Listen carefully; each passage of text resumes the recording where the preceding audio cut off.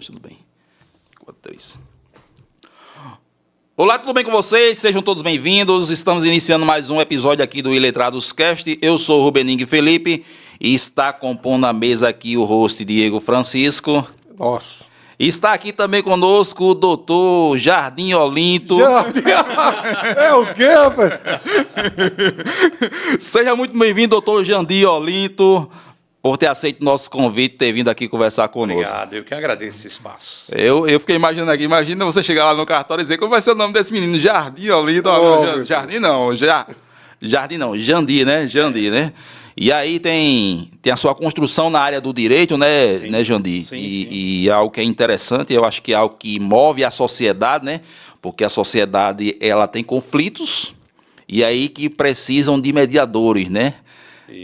Para fazer com que seja justo. Há quem diga que não há justiça, né? Porque um lado ganha e um lado perde. É verdade. De acordo com o entendimento. É verdade. Existem ideais de justiça na realidade. A justiça propriamente dita é um pouco difícil, né? É verdade. E aí a gente tem a questão do direito do consumidor, né? Que eu acho que é um direito que abarca, eu acho que o macro da sociedade, eu acho que quase tudo, né? Só não está no tráfico de drogas, nem na agiotagem, né? Eu vou procurar o direito do consumidor para cobrar aquele indivíduo ali que está me devendo da droga. Aí não funciona, né? Não, mas claro que como é que começou essa história do direito do consumidor brasileiro? A gente consegue criar um panorama, se isso é algo de outro país que o Brasil enxergou? Como foi que começou realmente? Consegue dar um panorama? Bom, na realidade é o seguinte, o direito do consumidor é uma construção, o Brasil, ele já, com outras experiências de outros países, né, o Brasil começou a criar um direito, inclusive, muito avançado, né? Porque nós tínhamos, antes do direito do consumidor, nós tínhamos o direito civil, que regulava todas essas relações civis. Então, na Constituição de 88, já foi criado, né, vamos dizer assim, o pontapé inicial para existir um código específico que tratasse das relações de consumo. E foi a Lei 8.078, de 1990, o Código de Defesa do Consumidor, que foi criado justamente para regular essa relação de consumo. Porque já tinha alguma coisa no Código Civil, como o vício redibitório, né? Vício o que já tem? Vício redibitório. O que é isso? Bom, veja bem, na relação de consumo, eu vou fazer um paralelo aqui para ficar bem claro, né? Porque a gente tem os telespectadores, né? Isso, e aí isso, é interessante que a gente... Esse é o termo. É bom que a gente faça esse paralelo. Na relação do consumo, tá certo? Existe o vício oculto, que é aquele vício que ele existe, tem data marcada para acontecer, tá certo? E acontece em um determinado momento. Vou dar um exemplo até para ficar mais claro.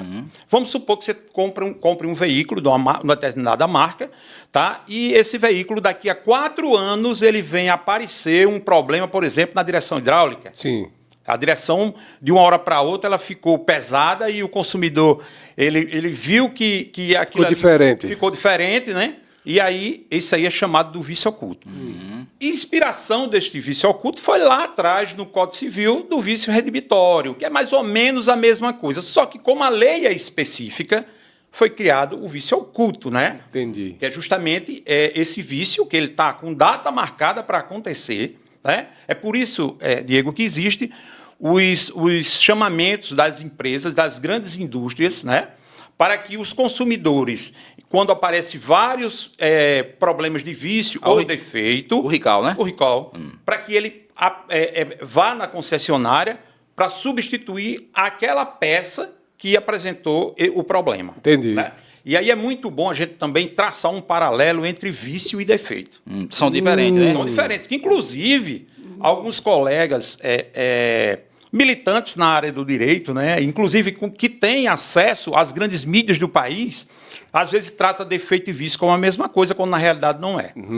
Vício é uma anomalia que compromete a funcionabilidade de um determinado produto.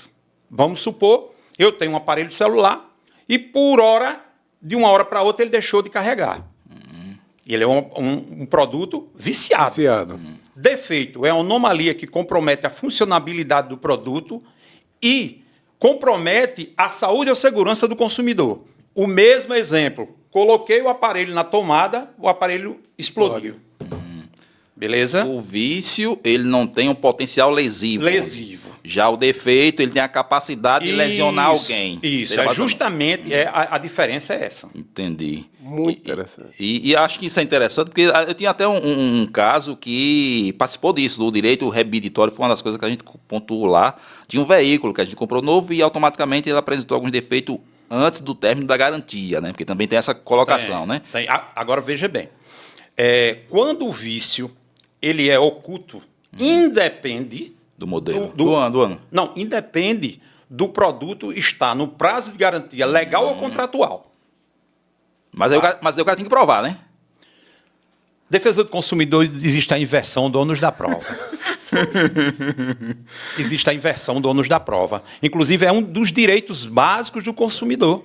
Tá? Dependendo da verossimilhança das alegações do consumidor, o juiz tem o poder de inverter o ônus da prova. Por quê? Porque o consumidor é a parte mais frágil da relação. Ele é vulnerável. Por quê? Porque ele pode ser vulnerável por não ter conhecimento técnico, ele pode ser vulnerável por não ter condições financeiras para lidar com uma multinacional, por exemplo. Né? Então, para fazer essa regular a balança do direito, né? Então, em alguns casos, o juiz inverte o ônus da prova. O advogado tem que exigir, Jandir. Sim, sim, sim. Eu costumo dizer que o advogado, né, quando ele prepara uma petição, ele já entrega já tudo pronto. Para o juiz Ao decidir a seu magistrado. favor. Ou não, mas pelo menos ele está levando a tese dele, tá, para que o juiz possa apreciar a sua tese e, de acordo com o seu entendimento, realizar a decisão. O advogado, eu acho que ele é quase um Papai Noel, só que o Papai Noel sai distribuindo presente, né? E ele vai com um saco, bota tudo lá e vai esperar dar a alfinetada do juiz, né? De acordo com o furo do juiz, alguma coisa passa e alguma coisa não passa, eu né? sempre costumo dizer aos colegas iniciantes, peça tudo. Né? Peça tudo. Por quê? Porque às vezes você pode esquecer e o juiz não poderá dar aquilo que você não pediu. Tem que... É aquela coisa, né? Tem que pedir, o juiz só pode atuar dentro do limite que você... Isso, exatamente. Então eu tenho que trazer toda a situação, tá? Tipo assim, vamos supor que eu não consiga 100% dos meus pedidos, mas também eu não deixei, né, de pedir. Nada. Né? Então o advogado ele é um pedinte. É verdade. Tem que ser um bom pedido, né? Tem que ser um bom pedinte. Eu acho É interessante essa questão, porque aconteceu um caso com a gente também, e aí a gente levou um veículo para uma certa empresa, e aí dentro dessa empresa apareceu um dano no para-brisa. Certo. E aí a gente entrou no juizado especial lá, tal, sem advogado, né? E aí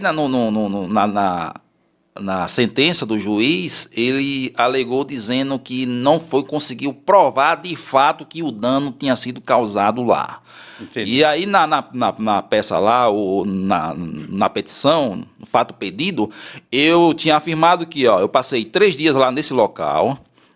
Lá deve ter câmera, e deveria provar ou não, mas se a câmera é de baixa qualidade ou ruim qualidade, aí seria o problema lá da empresa, e que existia o argumento lá, provei tudo por rastreamento tal, que realmente o fato tinha acontecido lá, algum dano lá dentro. E de fato eu perdi o entendimento do juiz, porque ele disse que ficou em dúvida, que não tinha certeza de que o fato tinha acontecido dentro do espaço lá deles ou fora. Assim, como eu não conheço o processo, eu não posso opinar, mas eu acho o seguinte, que por mais que ele não tenha a certeza, o mínimo que poderia fazer era inverter o ônus da prova. Para ele provar de fato, Exatamente. né? Porque as câmeras dele tem que provar de fato. O ônus é da empresa provar que aquele dano, ou suposto dano, não ocorreu dentro da empresa. O advogado pode colocar na petição inicial que... Não deve. Deve. Tem que colocar. É um direito, e outra coisa, é um direito básico do consumidor, né? E aí depois eu descobri que o sócio da dona da empresa lá, o marido da dona, ele é advogado, entendeu? Sim. E tem um escritório aí também da advocacia, e também botou a tese de defesa lá, e eu acho que por causa disso, porque eu fui como um simples estudante aí, um mero mortal. Sim, sim. E aí eu terminei, tinha possibilidade de recurso, né, mas eu não... Era isso que eu ia questionar também, não, né? eu terminei deixando para lá. Teria turma recursal que poderia, né? Aí eu tinha que contratar o advogado para fazer o recurso lá para poder realmente ter nominado. É porque é o seguinte, realmente é interessante, é importante os juizados de pequenas causas. Mas eu sempre vejo o seguinte, quando a empresa recorre de uma situação, né, como é que o consumidor que não tem conhecimento jurídico nenhum vai preparar uma petição para combater aquilo que a empresa vem trazendo? Não tem. Um monte de teoria, uma linguagem jurídica que só quem é militante, só quem é da área mesmo, sabe, né, entende. Né? Então fica difícil. O que eu vejo é que o consumidor, ou qualquer um, mesmo que não haja uma relação de consumo, mas na esfera dos juizados especiais, sempre a pessoa vai procurar um advogado. Então o senhor não recomenda que se procure o juizado especial? Eu recomendo sim. Eu estou dizendo o seguinte, é porque eu não posso dizer que, né, de forma... Quer cortar sua bolacha? Não, eu recomendo sim. Inclusive a própria lei ela diz que nas causas que são até 20 salários mínimos, não precisa da atuação do advogado. Acima, sim. Tá? Mas o que eu estou dizendo aqui, Diego, é que geralmente grande parte dos casos vai parar na mão dos advogados para fazer a defesa técnica, né? Porque é quase impossível. Agora, como a gente, inclusive, aqui está conversando sobre o direito do consumidor, tem uma coisa interessante. A justiça, como todos sabem, ela é imparcial. Né? Ela é imparcial. Foi criada para isso. Né? Aquela justiça estátua, né? Bom, vamos dizer assim, deveria ser. Deveria ser. Mas, se o consumidor ele se sentir lesado, o que é que ele pode fazer? Ele vai procurar um órgão de proteção e defesa do consumidor, que esse sim é tendencioso e protege e defende, que são os PROCONs. O Ministério Público de Defesa do Consumidor, a Delegacia do Consumidor Especializada. Tá certo? Então, dependendo da situação, se há um crime contra a relação de consumo, o cidadão ele pode se dirigir a uma delegacia do consumidor. Pode não, ele deve se dirigir para ser apurado o crime. Tá? E os PROCONs também eles devem ser procurados. Inclusive, o PROCON aqui do Cabo Santo Agostinho, até eu tenho conhecimento que é um PROCON atuante. Tá? E o consumidor deve realmente procurar bater as portas do PROCON, porque ele é um órgão, tá certo? É um órgão do governo municipal ou do governo estadual, que tem um poder de polícia administrativa e que pode agir em favor do consumidor. E, inclusive, para que o consumidor saiba, independentemente do procedimento administrativo que ele vai abrir junto ao PROCON, ele pode requerer o seu direito, por exemplo, o dano moral, na justiça. Tá? Então, ele pode entrar na esfera administrativa e depois recorrer ao judiciário. Entendi. Então, o primeiro passo, procure o PROCON, se houver uma relação lá, né? Isso, no caso específico que eu falei, eu não tinha nenhum contrato com a empresa. A gente foi lá para fazer o intermédio de outra empresa, buscar um equipamento lá de outra empresa. E aí não conseguimos retirar daquele espaço-tempo, o veículo ficou lá. Entendi. E é bom, inclusive, me desculpe, mas até pela experiência, eu não vou deixar passar, porque aqui eu acho que a mira é o consumidor. Claro. Né? Então, o Código de Defesa do Consumidor, lá no seu artigo 2º, ele diz: consumidor é toda pessoa física ou jurídica que adquire ou utiliza produto ou serviço como destinatário final. Eu utilizei, né? Isso. Então, vamos lá. Então, se você... E aí existe... Interessante que você falou.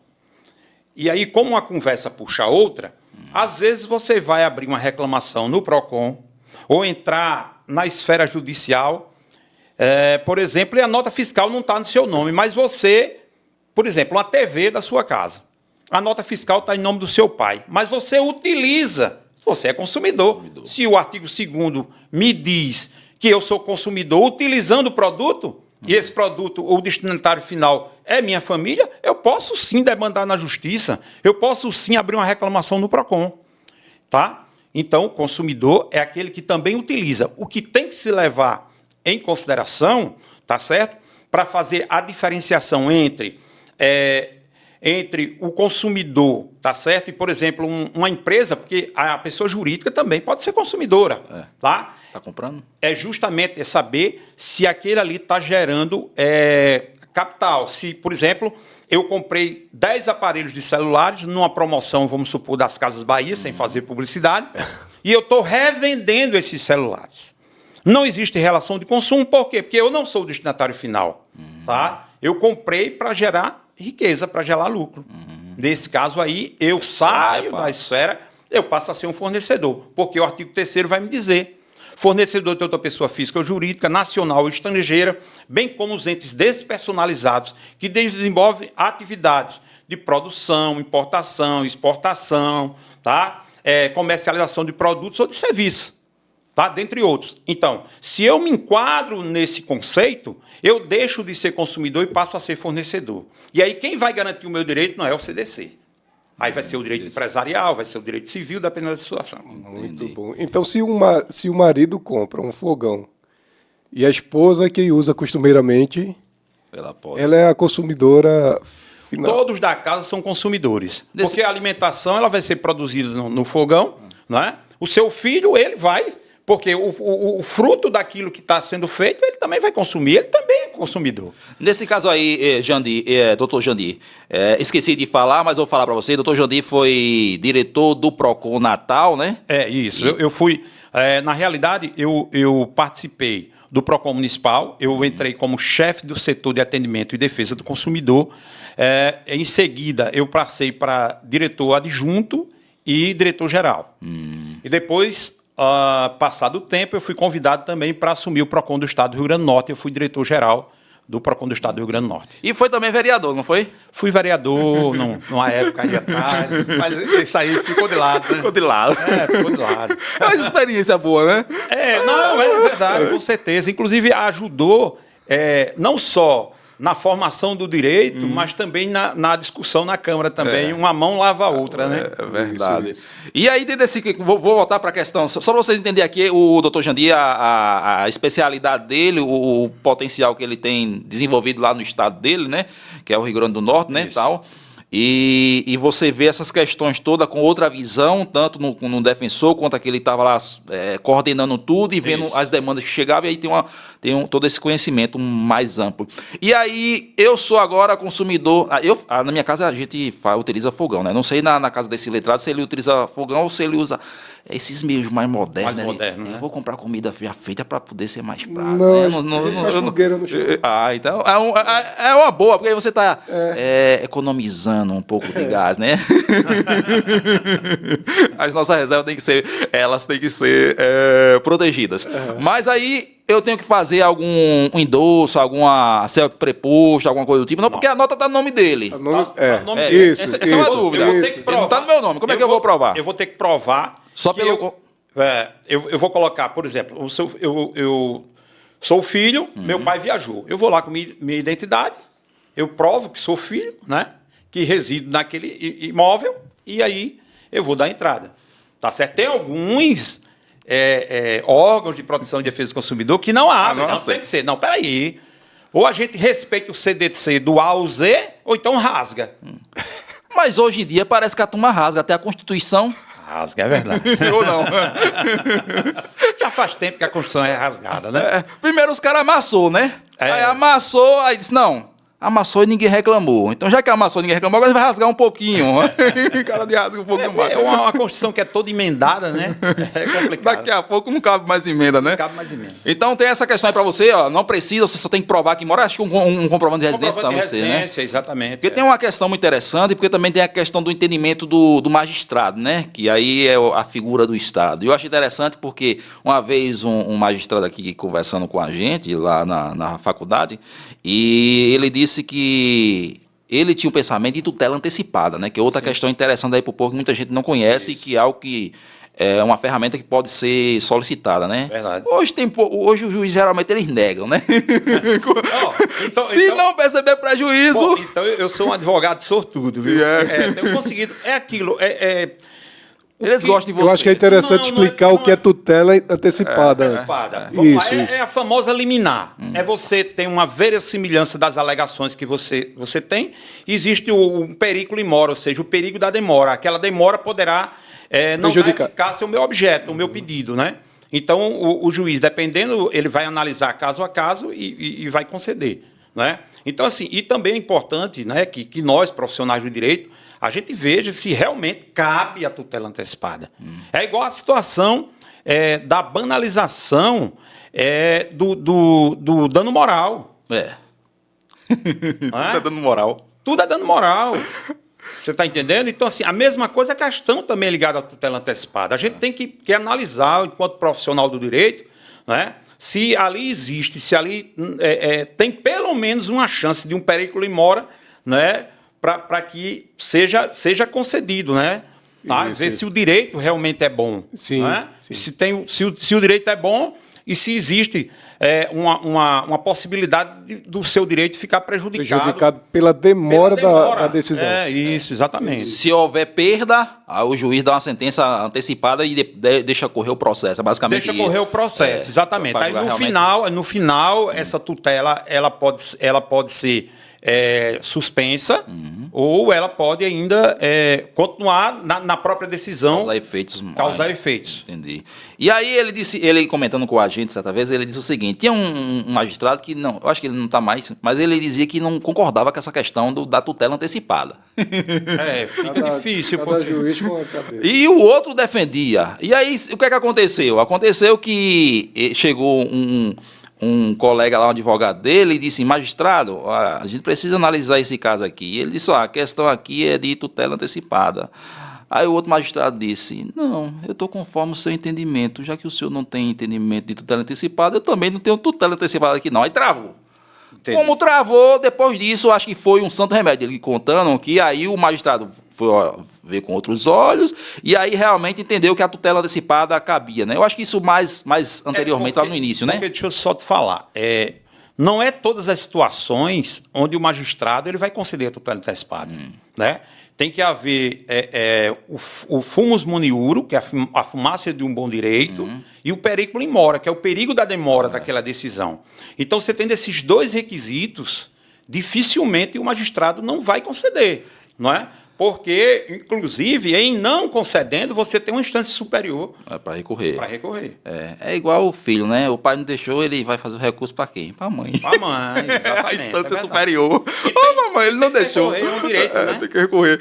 E aí, o que é que acontece? Eu acho que é um setor muito que precisa muito disso, eu acho que utiliza muito, eu não conheço bem, mas eu acho que é o direito da saúde, né? Sim. Porque se o camarada está precisando de uma cirurgia, de um remédio, de uma intervenção urgente, ele não vai esperar discutir o processo lá daqui a um ano. Isso. Porque às vezes você tem uma audiência com quase um ano, a depender da vara, né? Dependendo da vara, sim, com certeza. Então é um caso que tem que ser tratado urgente, né? Tem que ser tratado urgente, é verdade. E aí, se existe algum vício ali na coisa, algum desvio de finalidade, que seja julgado na decisão final. Isso, exatamente, é verdade.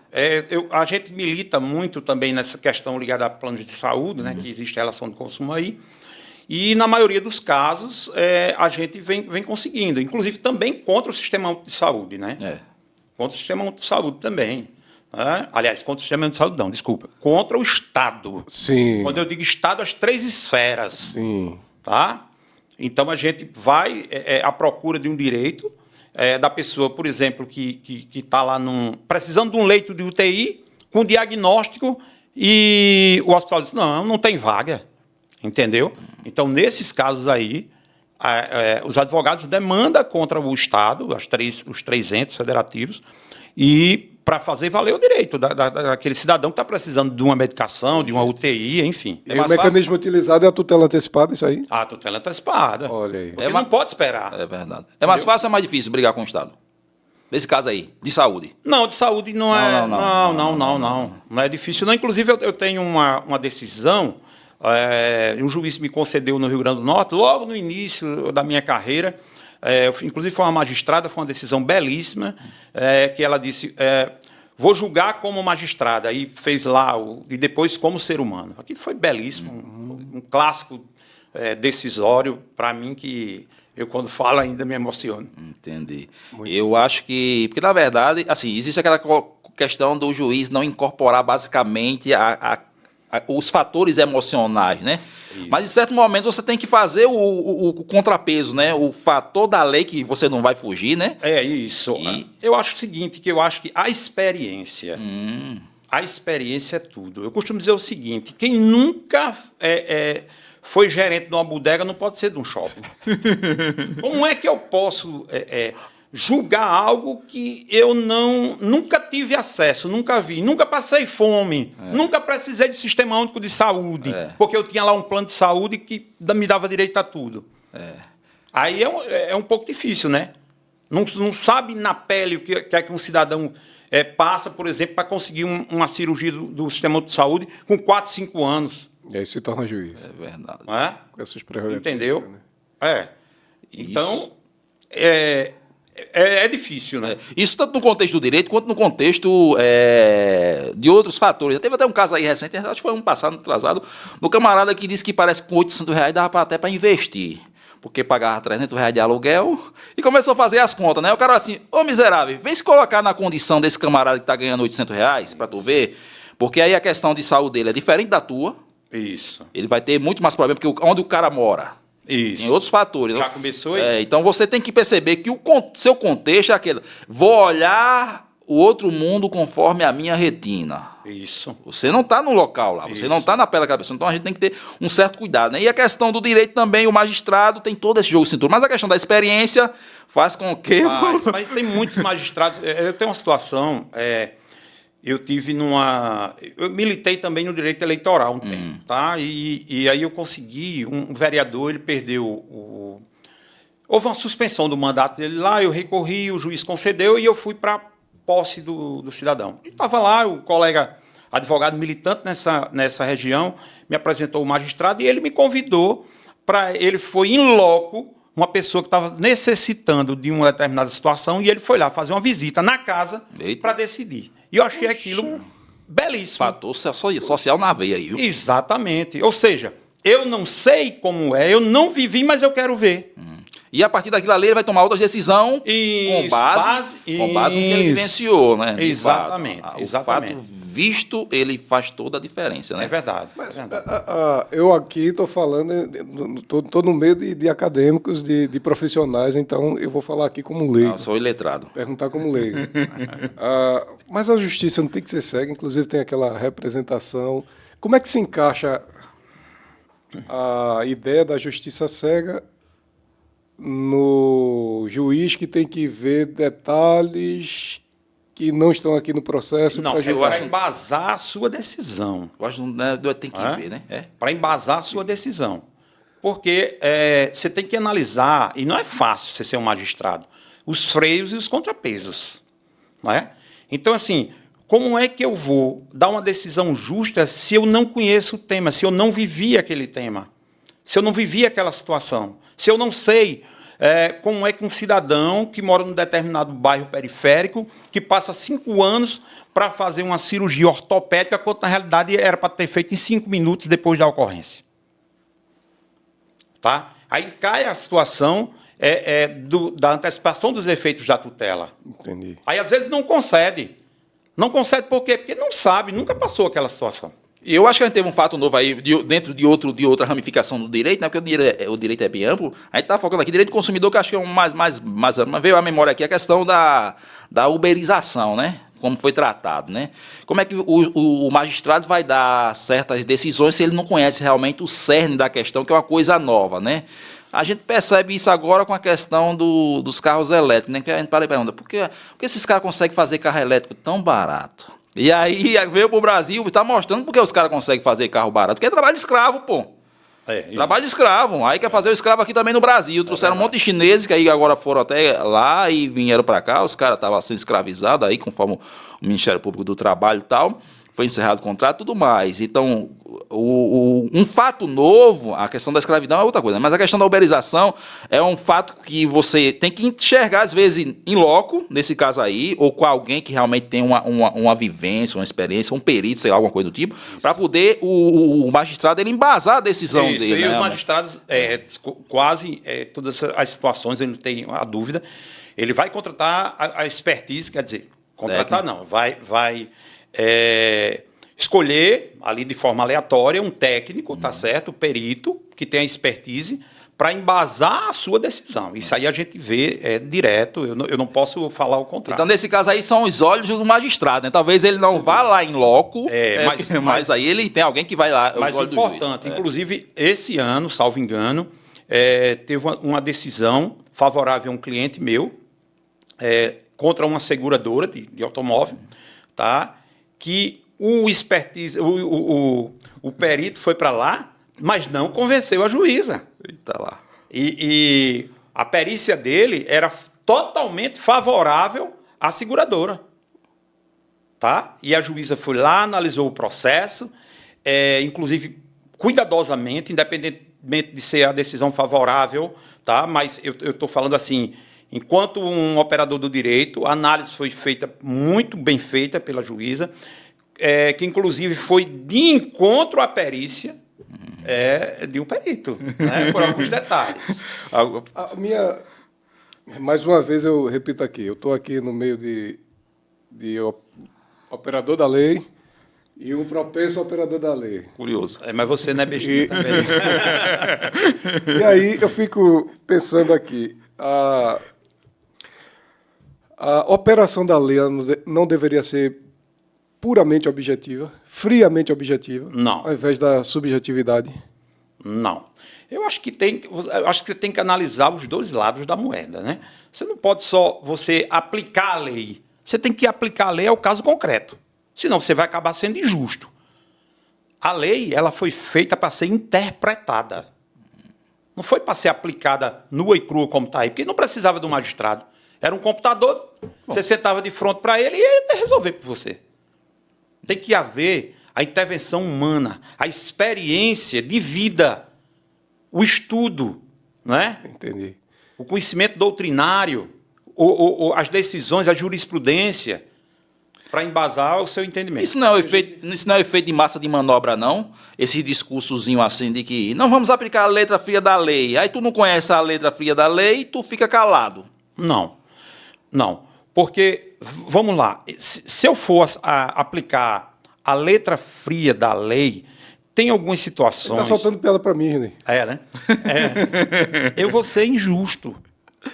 Né? Porque eu tenho que conhecer o espírito da lei. O que é que a lei quer? O que é que o legislador quis dizer, quis mostrar para eu enquanto magistrado? Não é? Ali existe um sentimento. Não é? Existe um sentimento ali que precisa ser analisado. Entendi. E se nós temos a lei, que é o padrão, o estandarte, o padrão, e o legislador, o magistrado, em teoria, mais uma vez como leigo, fico pensando, ele estaria para interpretar a situação, o caso concreto, a lei, que ele já conhece. Sim. Ao invés de... ela deveria ser clara, objetiva, isso na minha perspectiva. Sim. E o juiz estaria ali para verificar se aquela pessoa, aliás, julgar etimologicamente, definir o estado e o ser, o estado e o ser das coisas. Certo. Se é ou não azul, se é ou não culpado, se está ou não com raiva, enfim, isso é julgar. E aí, verificar se aquela pessoa é ou não culpada de acordo com o padrão da lei. Pronto. Vou sair um pouquinho do direito do consumidor e depois nós vamos voltar. Tá? Ai, me lasquei, que agora ele vai entrar no Vamos entrar no direito penal. Tá? Tem lá, na letra fria, matar alguém, pena, 12 a 30. Beleza? Beleza. Se você matou o cidadão em estado de necessidade, estava Diego e outro num barco e só tinha uma boia. Tá? E Diego jogou o outro no mar e veio-se embora para Porto dos Carvalhos. Legítima defesa. O indivíduo foi lá, entrou na tua casa, bagunçou, fez tudo lá, quis te matar, tu tomou a faca, deu uma facadinha no cara e resolveu. Foi suficiente. E aí? E se eu for um aplicador do direito? Matou alguém? Matou. Então tu vai preso. Eu vou aqui fazer a dosimetria da pena. E aí? Não pode ser assim. Tá? Tem que analisar. Cada caso é um caso. Às vezes, eu também milito na área do direito criminal e uma determinada pessoa da família diz, olha, um caso igual, o meu vizinho já está na rua e meu filho ainda está preso. Não é igual, cara. Não é igual, não. Não existe. Não existe. Se você pratica o mesmo crime com um parceiro, a pena deverá não ser igual. Porque alguém puxou a arma, por exemplo, e o outro foi só ajudar. Você está entendendo? Então tem que analisar. Cada caso é um caso. E se fosse... E quantas facadas o cara pode dar para não deixar de ser legítima defesa? A legítima defesa, ele diz que são uma situação moderada, né? Tem que ser moderada. Se o cara vem com a faca, você tem com a faca. Se o cara dá uma... É uma situação complicada. Porque eu costumo dizer o seguinte, vamos supor que tem um sujeito de 2 metros de altura, do tamanho de Diego. Tu vai dar uma? Vai dar uma facada, como é que vai derrubar um homem desse tamanho? Então, tudo isso tem que ser analisado. É porque na hora, se a mão do cara ficar colada, né? O cara não conseguiu soltar, então foi um movimento involuntário. Involuntário, exatamente. Movimento involuntário e causou dano mais do que uma, né? Então tem que ter a questão da interpretação. Às vezes tu me dá medo, cara. A cabeça vai longe. Tem que ser analisado. Cada caso é um caso, tem que ser analisado. Essa questão de legítima defesa não é fácil. Tem que ver ponto a ponto, porque cada fato ali vai ter as suas peculiaridades. Então, de acordo com o momento, com a situação ali, de acordo também com os envolvidos, tem todo um contexto. Exatamente, ali, né? Porque tem que ter o contexto, as testemunhas, o próprio inquérito policial, que às vezes é mal feito, né? Tem muito neguinho aí na cadeia aí, porque os inquéritos policiais realmente são mal feitos, ou outros na rua também, porque os inquéritos são mal feitos. Com todo respeito. Isso é verdade mesmo. Mas é a demanda, meu amigo. É impossível um delegado cumprir o seu mister sem, vamos dizer assim, haver uma deficiência. Porque é muito caso para pouco delegado.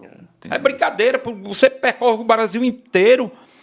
É difícil o cara prestar, por mais que ele queira prestar um grande serviço à sociedade, às vezes o serviço é deficitário porque o cara não tem material humano. Recursos. É complicado, sabe? É verdade. Teve até um caso interessante dessa questão de interpretação da letra fria da lei, que foi recentemente com a defesa de Daniel Silveira, né? Não sei se o doutor aí conseguiu acompanhar, mas eu estava vendo aqui que o termo utilizado é bem como e não exceto. Por causa disso, eles entenderam que o Daniel Silveira podia praticar algumas coisas. Por causa de uma condição. Por causa de uma palavra dessa, entendeu? Uma vírgula muda o contexto, né? Então, por causa disso, Xandão defendeu, Alexandre de Moraes defendeu uma tese e os advogados disseram, não, a gente está indo pelo português, pô. O português aqui está dizendo que dá margem para ele ficar ausente aqui. E então entra nessa questão da peculiaridade, né, Jandir? Cada caso é um caso, né? Cada caso é um caso, né? E dentro do direito do consumidor, se a gente fosse assim dizer para os consumidores, quais os direitos básicos que a gente podia tratar, assim, porque eu acho que isso deveria ser praticado nas escolas também, né? Algumas coisas.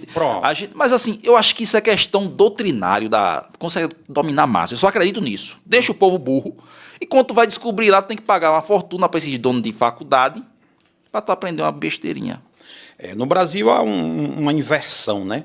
Porque o cara que tem condições financeiras, ele está lá na faculdade pública. E o cara que é um pobre tem que fazer o FIES para se formar, né? Geralmente é assim.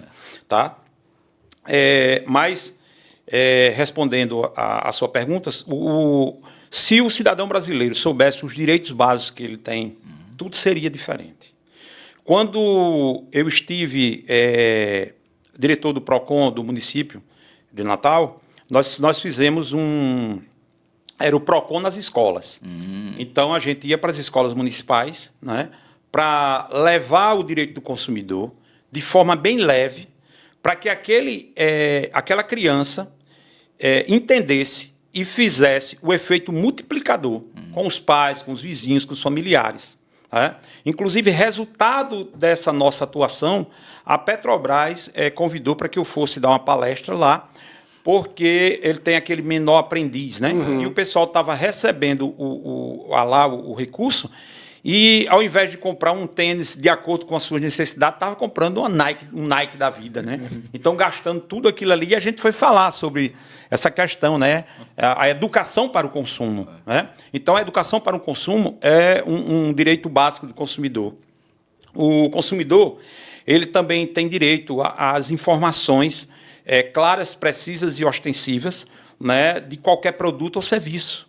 O consumidor, ele não deve, né, chegar, por exemplo, no supermercado e procurar o preço desorganizado, tá certo? Ou precisar pegar a máquina, a calculadora, e fazer um cálculo para saber, por exemplo, quando você compra uma caixa de cerveja, quanto é que custa? Porque, geralmente, as empresas, os supermercados, eles fazem o quê? Ele coloca o preço da unidade, que é justamente para o cara não fazer o cálculo, porque se fizer o cálculo, talvez ele desista. Então, o Código de Defesa do Consumidor... Tem os dois. Isso. Tem que ter os dois. Porque o consumidor, ele não precisa fazer cálculo nenhum. Tem que estar lá. Inclusive, quando produtos que vendem em pallet, em grande quantidade. Isso. Atacado. Tem que estar lá o preço unitário e o preço total. Eu achei interessante agora, nessa tua fala aí, fez uma memória aqui. E se eu quiser só um rolo de papel higiênico? Se você quiser só um rolo de papel higiênico, você vai levar. Ele tem que me vender? Tem que lhe vender. Tem que lhe vender, sim. Porque você não pode limitar o consumidor. Exceto, por exemplo, no caso de guerra.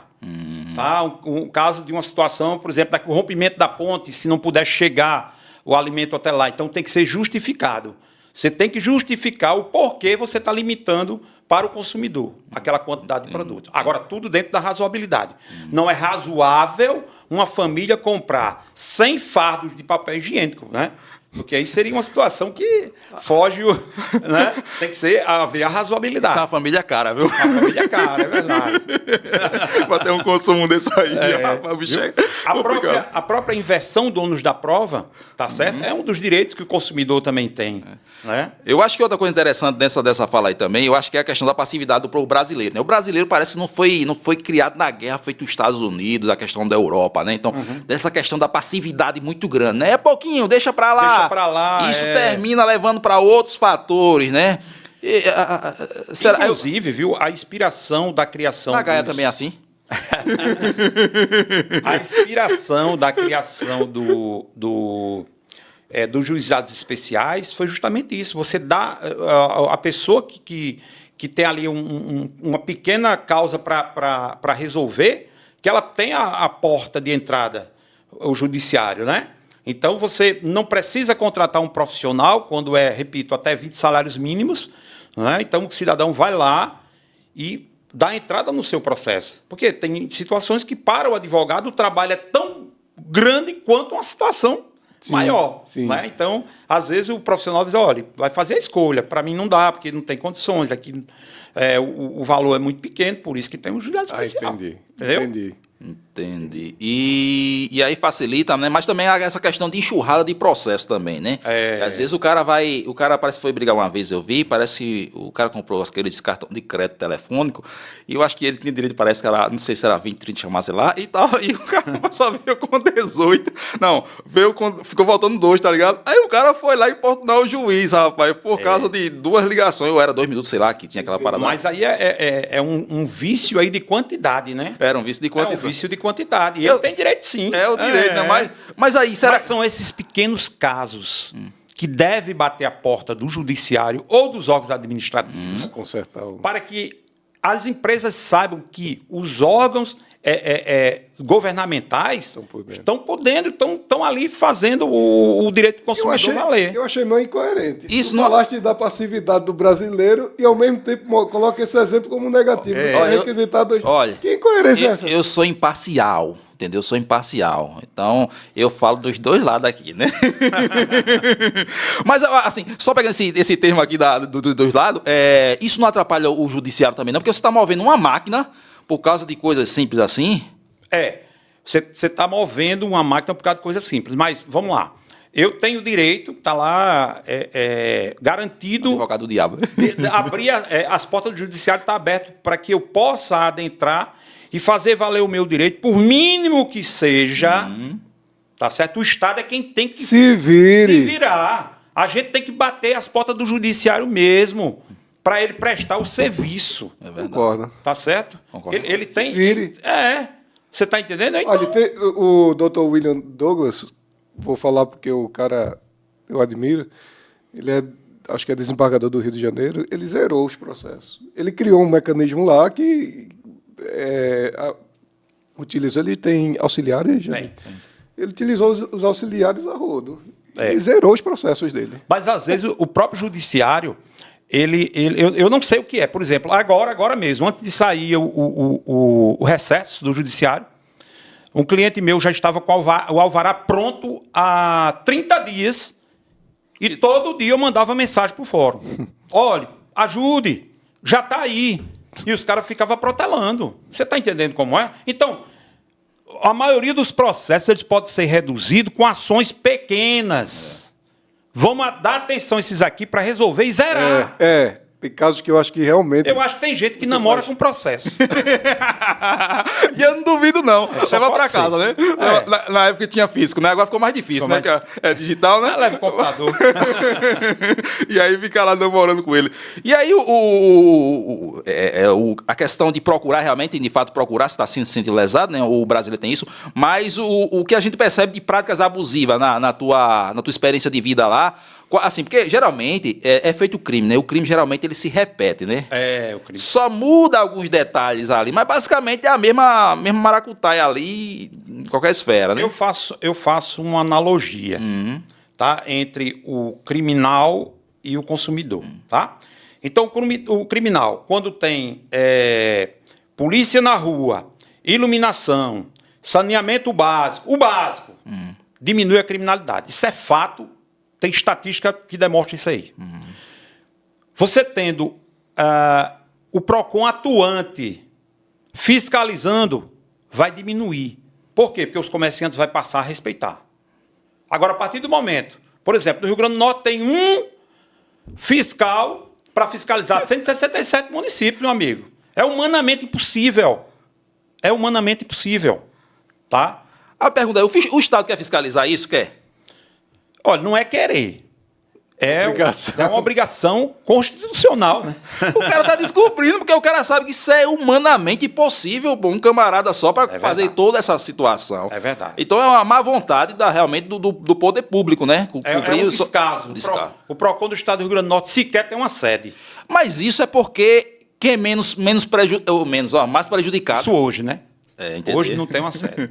O que é mais prejudicado são as pessoas mais simples, né? Isso. Se será que... Porque assim, as decisões eu sempre falo aquele camarada, porque o careca, ele é um camarada sagaz. As decisões do cara são ultra rápidas, né? Então, se essas decisões também fossem ultra rápidas para certo segmento, de quem realmente mais precisa, acho que as coisas funcionariam melhor, né? Então, mas a questão é, quais são as práticas mais abusivas que a gente percebe desses camaradas? A gente consegue criar um panorama dentro lá? Tinha algum estudo na tua época, não? Consegue, sim. Vamos lá. Depois, eu não vou falar primeiro, porque causa uma polêmica grande, né? Mas eu vou chegar lá. Vamos lá. A questão da precificação. Isso aí que eu falei, né?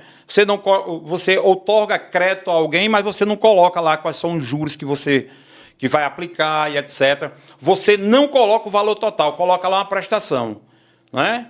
Determinada, por exemplo, um aparelho de televisão são 20 de 199, mas não coloca 20 vezes 199 e a incidência de juros, se tiver no caso, né? Isso aí é uma prática abusiva. Você colocar no mercado de consumo produtos que você sabe ou deveria saber ser nocivo ao consumidor, tá? Perigoso ao consumidor. Isso é uma prática abusiva também. A questão da publicidade enganosa, a publicidade abusiva, né? Qual a diferença da abusiva e da enganosa? A gente consegue traçar um panorama? Pronto. A publicidade enganosa é aquela que induz o consumidor a erro.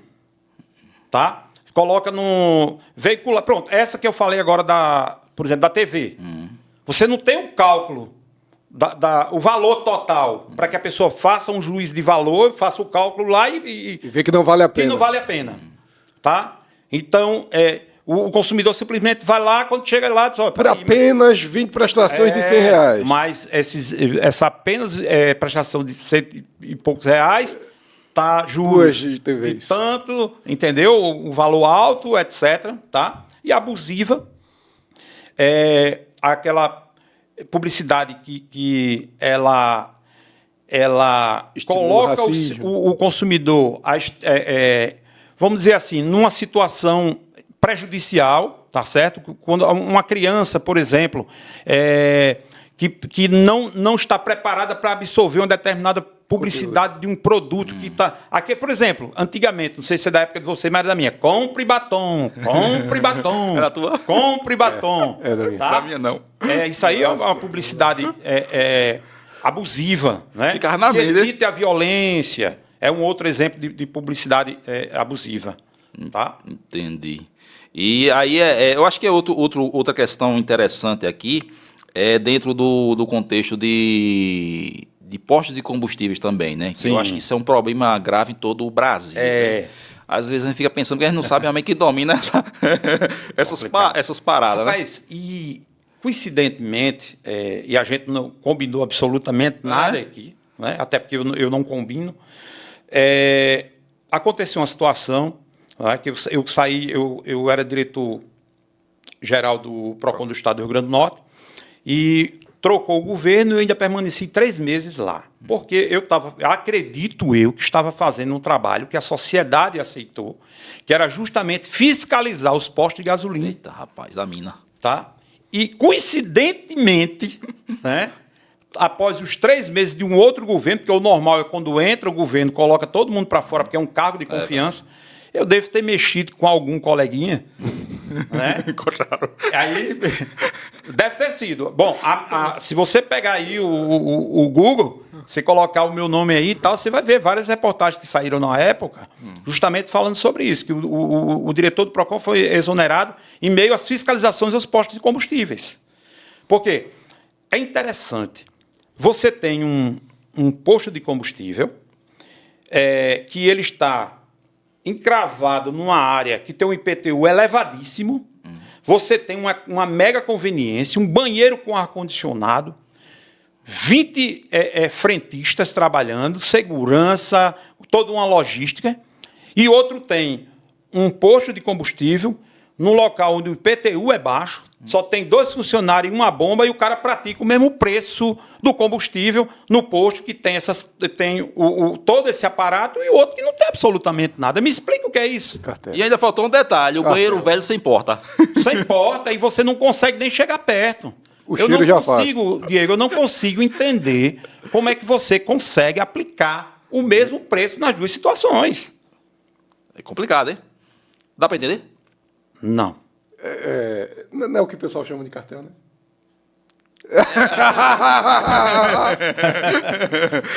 Eu acho que isso não acontece, não. Isso deve ser algo figurativo, Mas né? é inusitado, né? Uma situação dessa. E a gente vê no país inteiro. Eu vejo os preços são com raríssimas exceções. Aí vou puxar vou puxar saco para a Paraíba. A Paraíba você vê uma diferenciação de preço. Eu já percebi isso. Às vezes vê eu uma fui para diferenciação de Santa preço. Rita e de um posto para outro. Mas, meu amigo, Rio Grande do Norte é do primeiro ao último, é um preço só. Pernambuco, do mesmo jeito, eu vi aqui, eu cheguei de viagem agora, eu vim olhando o preço da gasolina, 6,25, 6,25, 6,25, 6,25, 6,25. Aqui só tem um eixo, o eixo da 232. O combustível na 232 é mais barato, em alguns postos. E outra coisa interessante, e tem um posto aqui que tem uma rede muito grande, aí...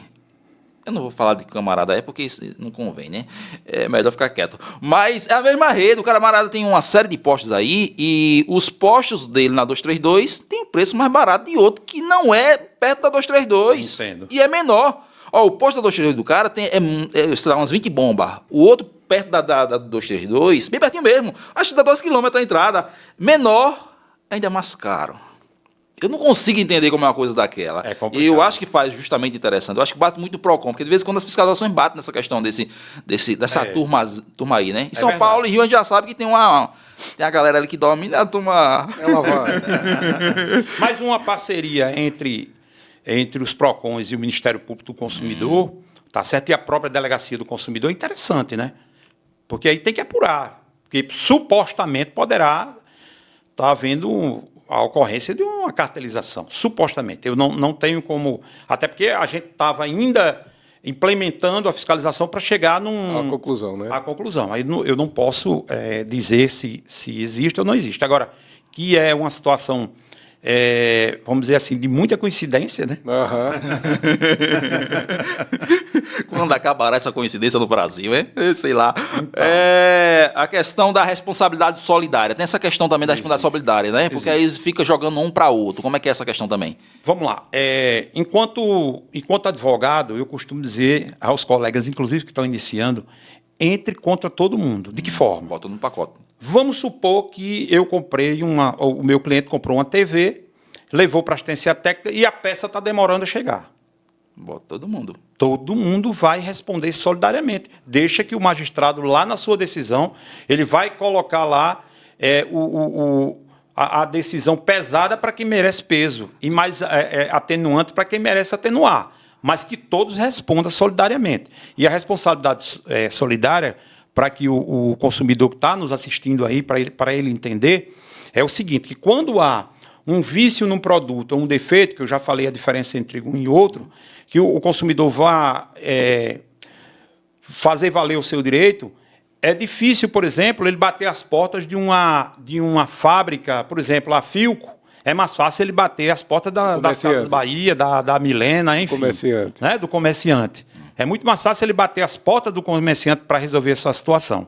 E, inclusive, o consumidor, por mais que exista um contrato escrito que ele assine, elegendo um foro diferente do dele, não existe. Porque o consumidor, o foro é o da sua residência, ele escolhe. Opa!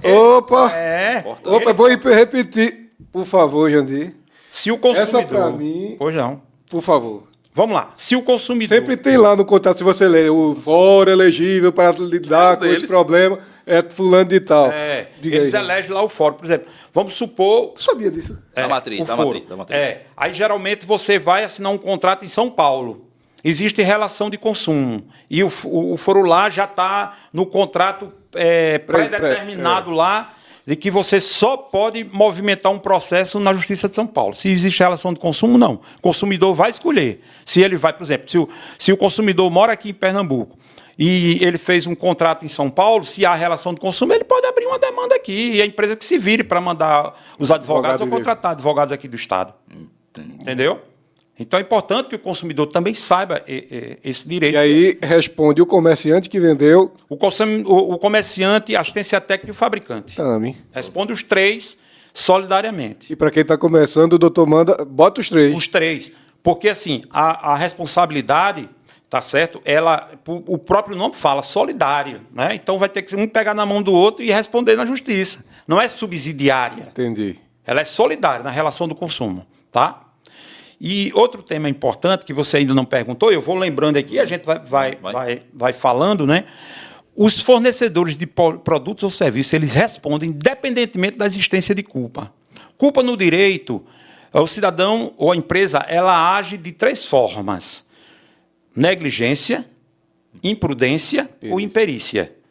Se ele agiu nessas três situações, ele responde independentemente da existência de culpa. Se ele foi negligente, se ele foi imperito, se ele foi imprudente, te vira. Sempre vai cair uma dessa, né? Isso. É verdade. Se eu negligenciei o preço de um determinado produto, eu tenho que responder. E outra coisa que o consumidor também deve saber, que os prepostos, aquele povo que fica lá, o vendedor, né, levando o consumidor, às vezes, a erro, dizendo que a proposta... Isso aqui é um consórcio, e na realidade contemplado, e às vezes o consórcio não vai se vender um consórcio contemplado, você vai participar de uma situação. Esse cidadão que lhe deu a informação, a empresa vai ter que responder, porque os fornecedores de produto ou serviço respondem pelas informações prestadas pelos seus prepostos. Tem uma parada muito massa nisso aí, Jandir. Eu acho, pode esclarecer aí pra gente. É a questão, por exemplo, o camarada disse um preço. Sou vendedor, disse um preço. Aí meu contrato verbal. O contrato verbal funciona no direito. Isso. Funciona? Funciona. Alguém, não, só beijo na boca. Não, tem um contrato verbal, não tem? Tem. Aí o vendedor diz lá, não, o valor é X. Daqui a pouco aparece lá um papel com outro valor. Qual é que vale? O que vale é o que o forneceu. Se o vendedor ele deu um preço A menor, segura a peteca. Vai ter que sair o preço A menor. Por quê? Porque os fornecedores de produtos ou serviços respondem pelas informações prestadas pelos seus prepostos.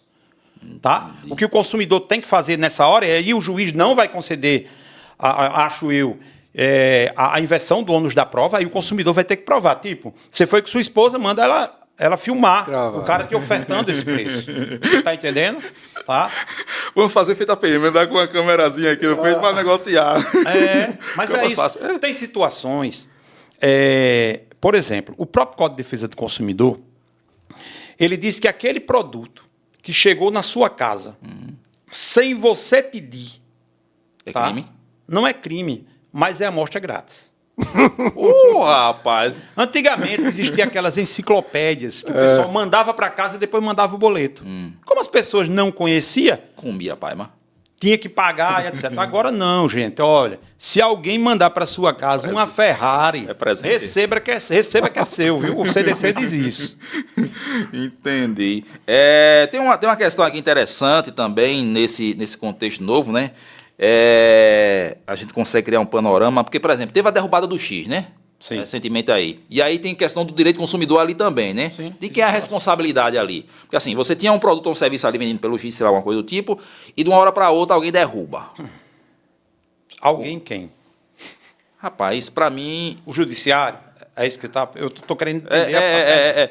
Um juiz, um magistrado aí, um ministro da Suprema Corte. Não, o Estado, né? O Estado. O Estado. O Estado, ele derruba. Vamos lá. O Código de Defesa do Consumidor, primeiro que a gente tem que saber é o seguinte: existe relação de consumo entre o cidadão que possui o X ou não? Sim, beleza. Porque... tem relação de consumo, tem o CDC. O X é o antigo Twitter, meu povo. Isso. É porque assim, deixa eu criar aqui o panorama, porque assim, o X não é de um cara só. Tá. A decisão é contra um cara. Isso. A empresa foi punida pela fala de um cara, basicamente, em outras situações. E aí a empresa foi penalizada porque tinha a questão de, acho que não ter representante no Brasil, alguma coisa do tipo desse aí. Isso. E agora, de uma hora para outra, os camaradas botaram... Tanto é que aboliram até a carta rogatória, né? Sim, aí você isso. rasgar a Constituição, que a carta rogatória... Consegue falar pra gente que é a carta rogatória, pô? Carta rogatória é quando você tem um cidadão, por exemplo, uma empresa... que tem sede em outro país, ou um cidadão que precisa ser intimado ou citado, né, para outro país, aí você pede, vai ser por via carta rogatória, que é de um país para outro. E nesse caso aqui não houve esse trâmite legal que está descrito, acho que é num Código de Processo... Processo civil, foi? É conforme a minha vontade, rapaz. Se eu que mandar os Friston lá com a decisão, tá valendo, meu filho. Agora, aí eu fico pensando, porque uma galera dessa aí vai brigar depois. Agora vamos levar em consideração que eu tenho um processo também, vou falar de um processo bem fresquinho, recente. Né, que eu isso é bom. Eu entrei com um indivíduo que mora em outro país. Tá? E hoje, com a tecnologia, você pode fazer a citação, a intimação via WhatsApp. Mas ele tem que aceitar, né? Ele tem que aceitar. Nesse caso aí o cara não aceitou. A minha pergunta é porque é justamente isso. Daqui a um tempo essa galera vai brigar. E provavelmente isso vai cair na mão do Estado. O Estado vai ser responsabilizado, porque o cara está tomando decisões arbitrárias e está todo mundo quieto. E daqui a pouco, quando mudar de forças de poder, vão cobrar. Aí quem vai pagar? Somos nós, os abestalhados do povo. No final das contas vai ser isso mesmo, a gente vai pagar. Os nossos impostos vão servir para pagar essa galera aí que se sentiu prejudicada. Isso é a minha visão. Sim. E aí eu pergunto, o direito do consumidor, de quem a gente consegue criar um panorama de responsabilidade aqui? Não, basicamente não, né? Sim, é como eu falei, né? O próprio artigo 2º e o 3º, ele diz quem é consumidor e quem é fornecedor. Então o X ele se encaixa na condição de fornecedor, né? E o consumidor, as pessoas que usavam, né, sentiram lesadas, têm que recorrer ao judiciário, né? Mas não foi uma falha da empresa. Se não for uma falha da empresa, porque aí a questão do consumidor é se houver uma falha da empresa, né? Da empresa, exatamente, é verdade. Porque assim, eu não conheço o processo... Não, a gente só está discutindo aqui um assunto por cima mesmo, né? Se houver, aí como eu não conheço o processo, se houver alguma má prestação de serviço, tá certo? Aí a empresa vai responder, tá? De forma coletiva ou de forma individual, né? Ela vai responder, entendeu? Como eu não conheço o processo, eu não tenho nem caso, como... Os consumidores foram prejudicados pelo Estado, então recorra-se contra o Estado. Aí, no caso, os consumidores... Mas aí não existe relação de consumo, né? Então foi... O quê? A relação danos morais. Lá vem ele. Danos morais e materiais, no final das contas, né? Todo mundo quer morder um pouquinho ali, né? Porque assim, eu tenho sempre a responsabilidade de opinar não, né? Dar meu entendimento jurídico naquele processo que eu conheço. Né? Porque aí tem nuances que... Hoje em dia, com o advento da tecnologia, por exemplo, um podcast desse hoje, né, que transpõe barreiras internacionais, inclusive, coisa que não existia num passado tão recente, né? Então, a informação, ela chega às pessoas, assim, em fração de segundo, né? E as pessoas hoje têm muita informação. E aí, porque elas estejam embasadas, né? Exatamente. Aí, às vezes, você está tratando com a fake news, que aí é muito mais fácil. Quantas pessoas já perderam a vida por notícias falsas, né? Por imputações falsas, Teve até um caso recente que eu fiquei assim, né? Eu escutei até um camarada que disse, ó, um jornalista disse, ó, eu fiquei com remorso de um crime que aconteceu, porque eles soltaram a notícia, foi até a Globo e o camarada parece que foi penalizado, morreu, sei lá, apanhou qualquer coisa, e depois ele percebeu que tinha tido um erro. Sim. E ele disse, eu reconheço que errei, o jornalista. Agora, você soltou a notícia? Não, eu poderia ter demorado um pouco mais para poder soltar a notícia. Entendi. E eu vi um caso recente, e eu fiquei só do lado de cá observando, que foi com o motorista lá da carreta lá em Minas Gerais, que matou, morreu não sei quantas pessoas no ônibus lá, né? Sim. E primeiro bateu os jornais todinho dizendo o motorista da habilitação caçada desde 2022. E eu fiquei imaginando, você está colocando na cabeça de não sei quantas famílias ali que aquele cara é um criminoso. Isso. Pelo fato dele não estar com a habilitação em dia. Pois é. Depois que o camarada apareceu, havia uma liminar, se não me engano, Sim. determinando que ele poderia dirigir, ou seja, autorizando ele a utilizar, porque o processo que a rodoviária fez foi ilegal. Sim.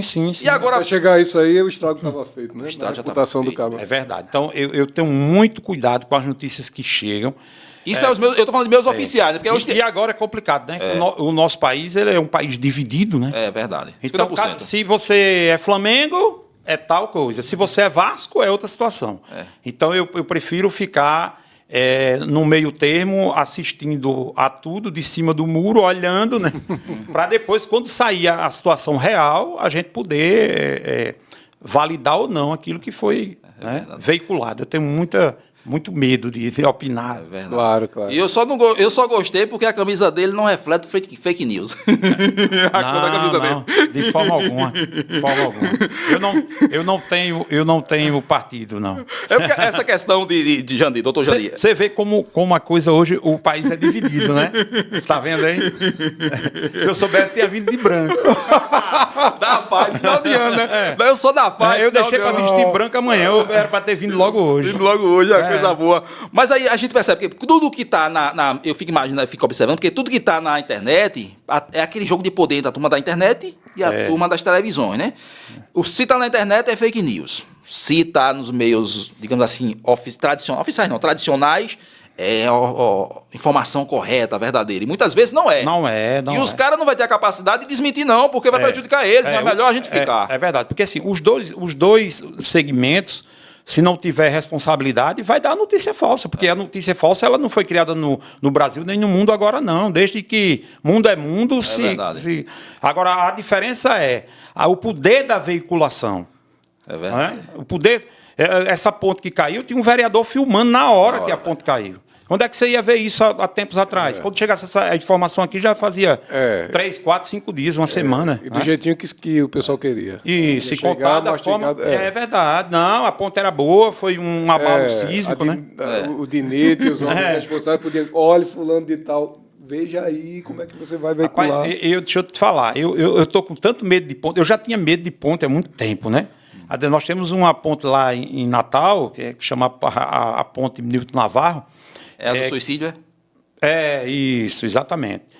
Rapaz, eu passo ali nervoso, sabe? Porque eu não sei. E outra coisa, você tem que levar em consideração os efeitos. Você está ali, o mar está passando ali embaixo, né? O rio Potengi, o mar, né? O encontro dos dois ali. E o efeito corrosivo, né? Os outros efeitos do tempo, etc. Se bem que é uma ponte nova em relação a essa Kubitschek, que foi há 60 anos atrás, né? Mas eu tenho receio.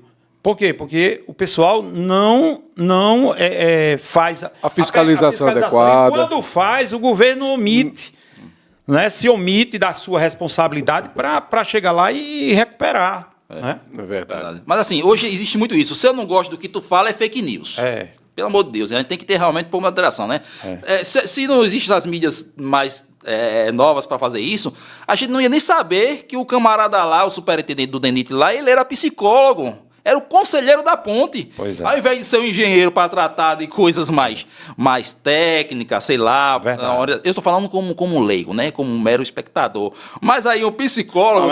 É uma certa lógica, né? É uma certa lógica, né? É difícil, né? Porque se você... Por exemplo, na medicina, se você é ortopedista, eu vou dar o meu crânio para você abrir e fazer uma cirurgia neurológica? Não. Não é? Os dois são médicos, mas cada um no seu quadrado. Na própria. E aí eu não tenho conhecimento técnico, mas é uma lógica. Na área da engenharia civil, tem pessoas que são especialistas na ponte, naquela coisa, outras são especialistas em construção de residenciais, etc. Existe um ramo na engenharia civil que fala que trata sobre doenças estruturais. Isso, doenças estruturais. Aí você, por exemplo, você vai pegar um cidadão que se especializou em fazer casas populares para fazer um cálculo de uma ponte daquela, você vai colocar um psicólogo para ser tá à frente de um órgão, né, de infraestrutura, né, de pontes e estradas. É complicado. Né? Essas informações só chegam com a gente com os meios digitais. Porque e depois que acontecem as tragédias. Fosse com o meio tradicional, todo mundo ficava ali caladinho, quietinho, ninguém vai incomodar porque está acontecendo isso, né? E outra coisa também, dentro desses contextos normais, eu ia falar também sobre a questão da responsabilidade do caminhão lá, né? Porque o governo deixou a ponte cair. A ponte caiu. Porque o governo deixou realmente, de fato. Sim. Caiu porque o governo deixou. E aí agora as empresas foram notificadas para tirar os caminhões lá de dentro. Não seria a responsabilidade do governo, não? Eu acho que seria, né? Já que tu deixou a ponte cair? Se foi uma omissão do governo, né? O IBAMA notificou... Na realidade, dos governos. Né? Dos governos. Porque existe o princípio da continuidade da administração pública, né? É isso que você quer dizer, que é o municipal, o estadual e o federal? Não, eu quero dizer que todos os que passaram durante os 60 anos, que não foram lá e fizeram a devida...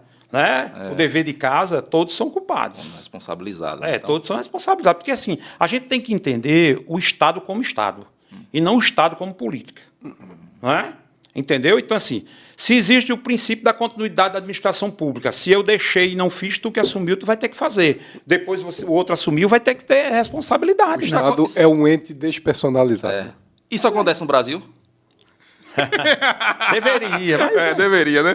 E aí eu vou fazer, para a gente tentar mais um panorama aqui, quais os crimes mesmo de fato, a gente consegue pontuar dentro do direito do consumidor? Tem algum, de fato? Tem vários. Os mais fortes, assim, sei lá. Não sei se o termo forte cabe, né? O forte seria você colocar produtos nocivos ao consumidor, produtos venenosos, sem que o consumidor saiba que aquilo pode causar um risco à sua saúde, à sua segurança. Né? Vou dar um exemplo. O Código de Defesa do Consumidor diz que, por exemplo, quando eu vou comprar um produto, eu chego na loja, tenho um certificado de garantia, tá? E o cara que me vendeu ali, ele não preencheu o certificado de garantia. É crime contra a relação de consumo. Salvo engano, são 3 meses de detenção ou multa. Então, o termo de garantia que tem que estar? Tem que estar preenchido, devidamente preenchido. Se não tiver, é crime contra a relação do consumo. Saiu da loja, vai na delegacia do consumidor, faz um boletim de ocorrência para o delegado apurar o crime que foi ali aplicado contra o consumidor. Eu acho que ainda hoje deve acontecer algumas coisas desse tipo aí. Acontece. O termo de garantia sair sem ser assinado, né? Outra coisa importante, a gente falou de garantia, é importante que o consumidor também saiba que existem 2 tipos de produtos.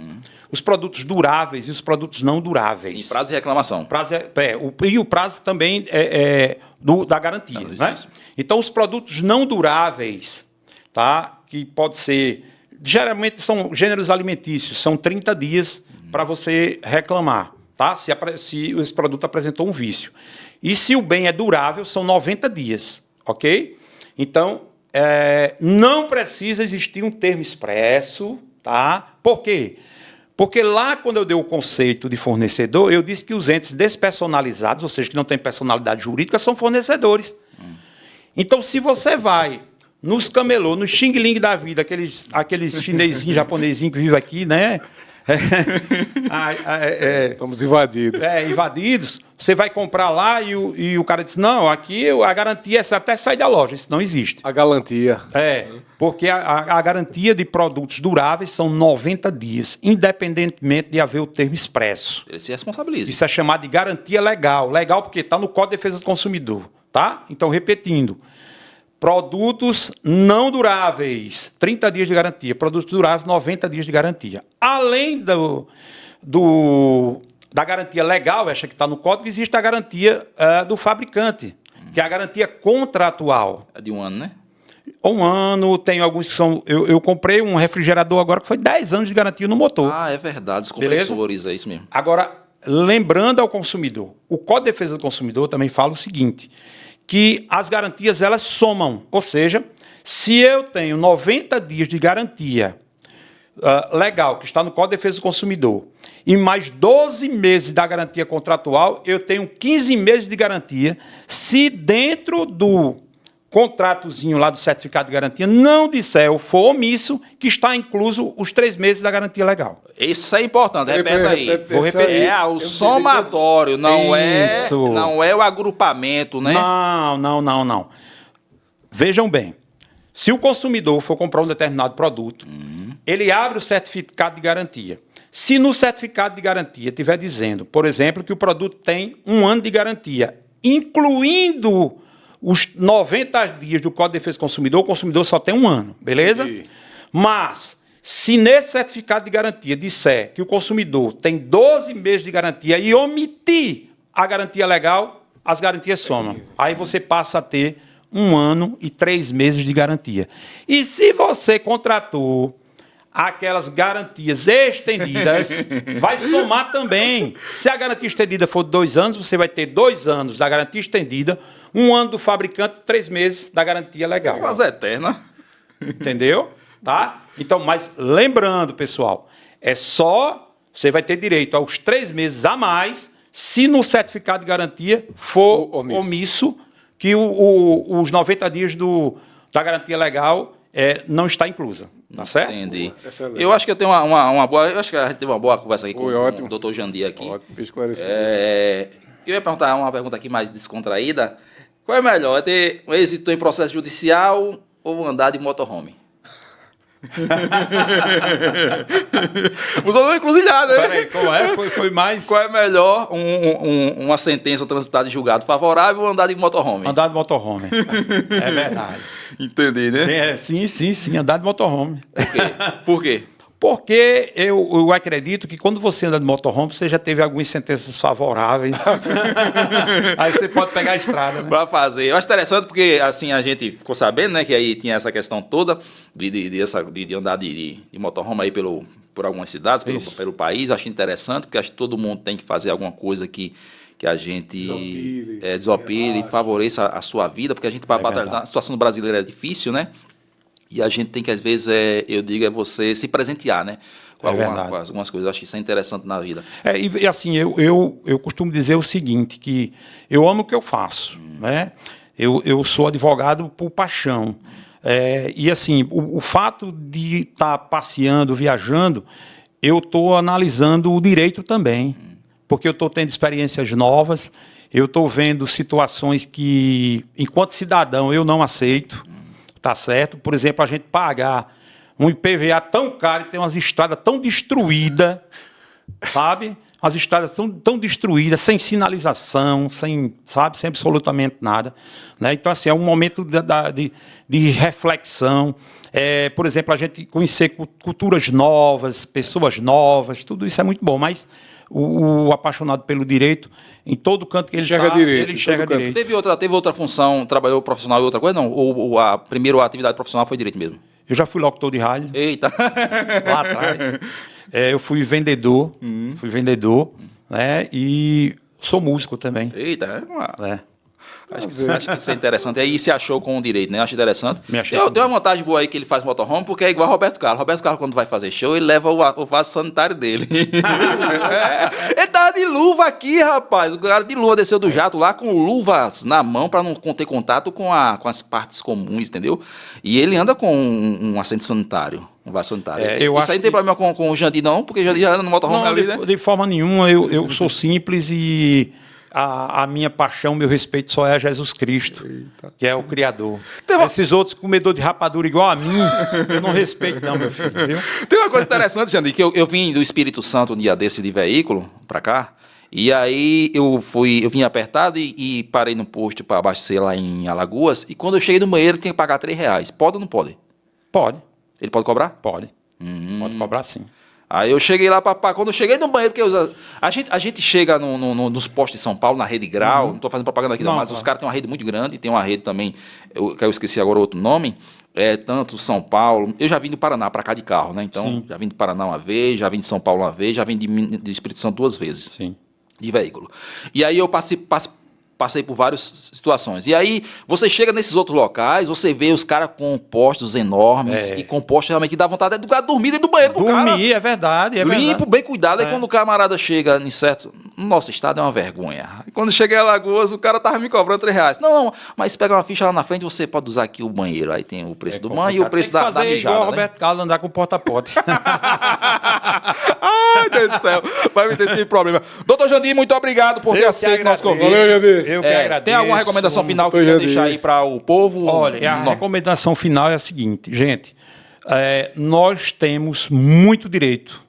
E da mesma forma que as notícias falsas têm essa celeridade para chegar, e diferentemente do direito do consumidor, é só você abrir o Google e colocar lá CDC, o Código de Defesa do Consumidor, que você vai encontrar a própria lei escrita e vai ter alguns comentários, e é importante que a sociedade brasileira ela conheça minimamente, pelo menos, os seus direitos básicos, né? Alguns que a gente pincelou aqui e outros demais. Porque eu costumo dizer, eu estava até comentando aqui com o pessoal do podcast, logo no início, que o direito consumidor, ele abrange situações onde outros direitos não abrangem. Por exemplo, você... Antes de nascer, você já é consumidor, porque tua mãe já está comprando fralda para tu, tua mãe já está fazendo o enxoval, né? E o nosso amigo aqui já está sabendo o que é isso, o peso, né? Tá certo?